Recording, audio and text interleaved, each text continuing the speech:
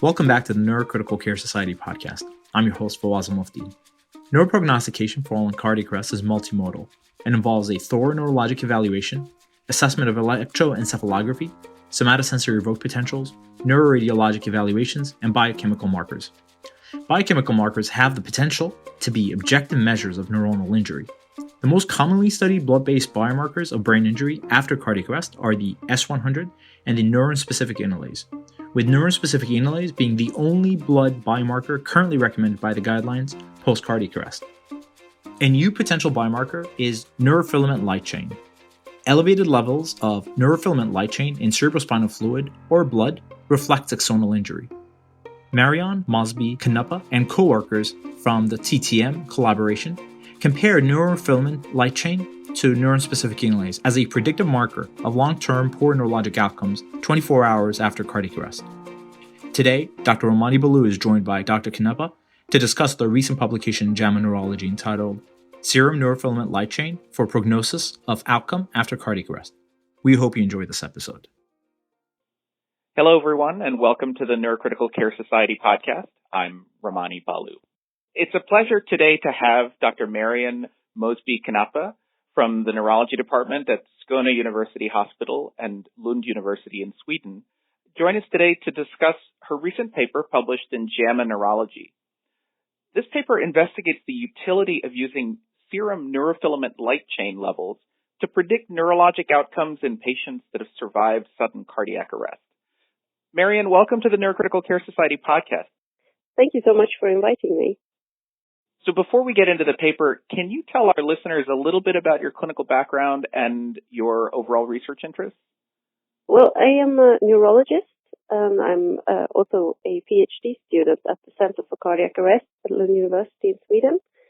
And my special interest is taking care of patients suffering from acute neurological disorders and also those in need of intensive care, as well as the transition to neuropalliative care. And my research focuses on various methods of prognosticating long-term neurological outcome after cardiac arrest. That's great. And to get right into the paper, providing an accurate assessment of a patient's ability to recover from a severe brain injury is, in my mind, one of the most challenging tasks for a neurologist or a neurointensivist. Nowhere is this more apparent than in providing neuroprognostication for comatose patients that have survived a sudden cardiac arrest. Can you tell us a little bit about how the idea for this study came about and the overall design and how it fits in with some of the larger studies that have been done in this space? Yes, I think you're absolutely right to say that it is essential to assess the probable long-term neurological outcome correctly to avoid withdrawal of life-sustaining therapies in patients who could have had a good prognosis. Currently, there is a multimodal approach to neurological prognostication, meaning that various methods are used to assess a patient's extent of brain injury after cardiac arrest. But so far, there is no single method that alone and accurately predicts good or poor outcome in these patients. And I cannot talk about my own research without mentioning the main trial, which is the targeted temperature management after out-of-hospital cardiac arrest trial that randomized 950 patients to a targeted temperature of either 33 or 36 degrees Celsius and found that there is no difference in outcome between these groups. And the biomarker serum neurofilament light chain protein, that we also call NFL in short, is a marker of axonal injury. And neurofilament in cerebrospinal fluid or in blood analyzed with standard ELISA has correlated with poor outcome after cardiac arrest in a few small cohort studies. And due to the results of these cohort studies, we wanted to investigate whether NFL could become a biomarker for hypoxic brain injury as well. Most of the centers in the TTM trial participated in this biobank study, and the samples were prospectively collected from a total of 717 patients. And so this study, just to make clear, took advantage of the fact that many of the patients that were enrolled in the TTM trial had serum that was biobanked for later analysis. Is that correct? Yes, that's correct. So one of the reasons for having accurate neuroprognostication after cardiac arrest is that there is a possibility that we are withdrawing life-sustaining therapies in patients that may ultimately have a good outcome. And at the time when a patient is in the hospital, when they are hospitalized for their post-cardiac arrest care, it can be very hard to identify how they might be doing 6 months from now. Is there any literature on what the magnitude of that potential problem is? That is, how many patients might actually be having care withdrawn when they might, in fact, actually end up having a good outcome? Well, in general, I do hope it's a very small problem, but I think that's always our biggest fear when prognosticating, right, that we don't recognize patients who could have woken up. And it's very difficult to assess how large percentage of patients are at risk of the self-fulfilling prophecy, where we withdraw treatment too early. But there are, I know at least there's one German trial that tried to find the amount of patients who could have woken up. But the risk is also that patients survive, but they survive in a vegetative state and with extensive brain injury. Right. I think it's one of those things that we would like to have a better sense of, but I think, as you say, it's probably not really possible to do a study like that. One other question that I wanted to just ask you, you mentioned that the way that we perform neuroprognostication currently is by using a multimodal assessment. Can you just tell us a little bit more in detail what that means? Well, in Sweden, and I guess most European and probably Northern American countries use the same methods. We investigate the patient with the clinical neurological exam after we assume that the patient is no longer sedated by drugs, by testing pupillary and corneal reflexes, Glasgow Coma Motor Score. Then we use a combination as well of EEG, looking for highly malignant patterns and responsiveness, and we use computed tomography for generalized edema.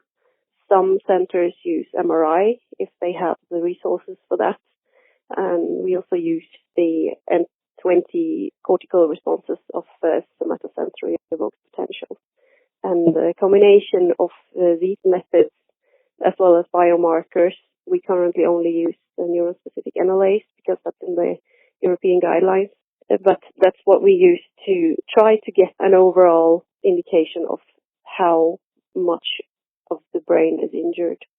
Right, and I think that the goal of that, I guess, is that all of these tests together, if they are all concordant, that gives you a better accuracy or a better overall sense of how this patient might do and what their chances for neurologic recovery are. Yes. Great. So now getting into the paper, could you describe the main results, that is, for our listeners, the real take-home points? So we found that the median serum levels of NFL were significantly higher in those patients with a poor outcome at 6 months than patients with good outcome. And we defined poor outcome as having the cerebral performance category scales 3 to 5, which ranges from severe cerebral disability, vegetative state, or brain death. And surprisingly, we also found that already at 24 hours after cardiac arrest, neurofilament light could predict poor neurological outcome with high accuracy when using a ROC analysis. And the area under the curve was at 0.94 at all time points. And we compared these results to other biomarkers, such as neuron-specific NLAs, tau, and S100 from the same group of patients. And in that group, NFL was superior to all of the other biomarkers. And even if we combine NFL with clinical information and bedside testing, the area under the ROC curve improved to 0.98, which is very impressive. Yeah, definitely. And I would say that one of the things that really impressed me about this paper was that it appeared that neurofilament light is, as you say, really superior to all of the other prognostic tests that we currently use clinically. So what do you think this means for how we should be performing neuroprognostic evaluations in the future? I feel it is important to point out that currently there is no safe alternative to multimodal prognostication because our results need to be validated in further trials, and there is currently no reference standard which limits the clinical use at this time point. However, it is possible that NFL could become a new standard biomarker for ischemic brain injury, either alone or maybe in combination with other biomarkers with different properties. Because I cannot imagine a time where there would be no clinical examination of patients and no other investigations to rule out false positive predictions. Right. I think this biomarker definitely needs to be validated in future studies. So you looked in another sub-analysis in this paper at the association between neurofilament light levels and individual CPC or cerebral performance category scores, and also individual modified Rankin scale scores. I saw in a supplemental figure that there was a clear association between higher CPC or MRS scores and higher NFL levels. But in that analysis, I was intrigued to see that patients with a CPC of 5, which is the maximum, or an MRS of 6, those are patients that died, those patients actually had an unusually wide distribution of NFL levels. Do you have any thoughts as to what the reason for this finding might be? Yes, we too noticed that the wide distribution of NFL levels in patients who died. But in fact, not all patients after cardiac arrest die from a brain injury. In our study, 29 patients had poor neurological outcome, despite that they only had low or moderately elevated serum levels of NFL. And of these, 25 patients died, and the presumed cause of death was cardiac, and 41%, 17% multi-organ failure, and 13% other causes. But realistically, the truth is probably that most of these patients had multi-organ injury due to ischemia, but their brain injury might not have been fatal in itself, which might explain the lower NFL values. I see. So that's important to note. So a follow-up question, a methodological question that I wanted to ask you about is the problem of missing data. And this tends to be an issue in a lot of large studies. I noticed that for some of your analyses where you're comparing the accuracy of NFL to other biomarkers or other prognostic tests, that the total number of patients that had all of the tests done is a fraction of the total number of patients that were included in the study. So a question that I have is if removing patients with missing data might have introduced any kind of bias into your analysis. We've discussed this a lot in our group, and in the main analysis, there were less than 10% of eligible patients in the biobank that had missing data, and the baseline data comparison between the patients we included and the eligible but missing patients showed that there was no statistically significant difference between these groups. And we also performed an out-of-sample cross-validation procedure for all sensitivities and specificities at the cutoff points. But what you're aiming at, I assume, is that in the analysis where we compared the routine methods, such as CT, EEG, or clinical examination with NFL, there is definitely selection bias. For example, out of the patients with head CT after the first day, but within the first week of cardiac arrest, 80% of patients have a poor neurological outcome because the patients who woke up were not examined. And with CEP and EEG, however, they were more often performed at certain sites, but systematically not at other sites who didn't have CEP, for example. And NFL was routinely performed, and we did not have the results available during the trial. So for NFL itself, we don't have the risk of selection bias or self-fulfilling prophecy. I think that's an important thing to highlight, that because the serum was banked prospectively and then looked at retrospectively after the patients had completed their clinical care in the hospital, that with the NFL measurements, you really do get around this self-fulfilling prophecy bias, and I think that's a real strength of the paper.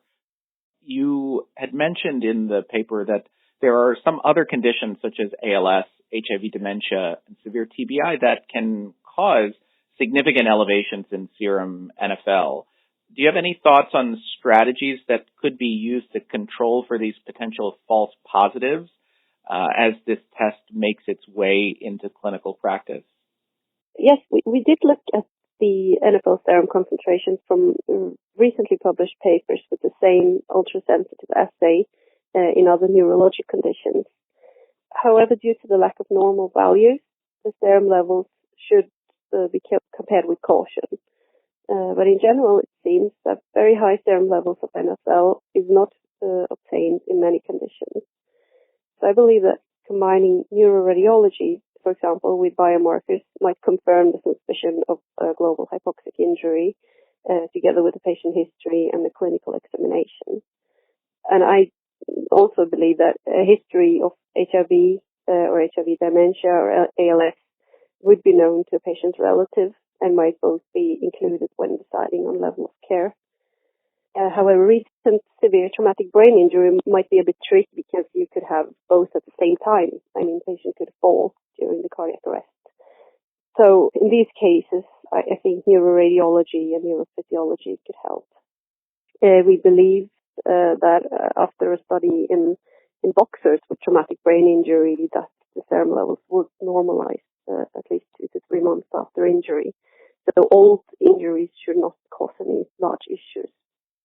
Great. And I think that's helpful. So the last question I have is, how close do you think we might be able to implement NFL measures clinically? And are there any barriers that you see to getting to that widespread implementation? I think we talked a little bit already about the fact that some of these results need to be replicated and we need to have standards. But if there are any other things that you can think of that may need to be worked out before this is something that can come into routine clinical use? Yeah, in Sweden, NFL analysis are actually commercially available, but we don't have, like you said, we don't have reference standards, so we should use it with caution at the moment. And we don't know enough about the kinetics. We don't know what happens with NFL after the first 3 days, and we don't know what happens in multi-organ failure, how NFL is eliminated depending on kidney values, etc. So there are many interesting areas of research that should be carried out with NFL before we can use it routinely in clinical practice. Yeah, I think, like all good science, this answers an important question, but also raises a lot of other questions that now need to be looked at. Do you have any other comments or thoughts?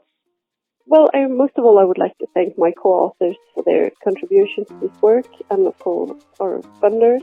And then I would like to thank you for the opportunity to discuss your research.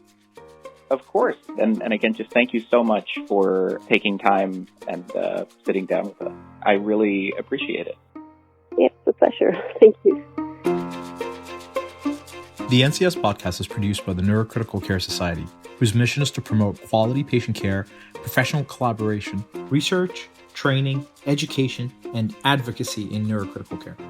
Our production staff includes Romani Ballou, Mike Brogan, Josh Levine, Sarah Stern-Nezer, Benjamin Miller, Storeen Shepard, and Chris Zaman. Our senior producer is Jim Siegler. Our administrative staff include Angel Gindel, Sarah Mimmin, and Becca Stigman. Music by Lee Rosever under a Creative Commons license.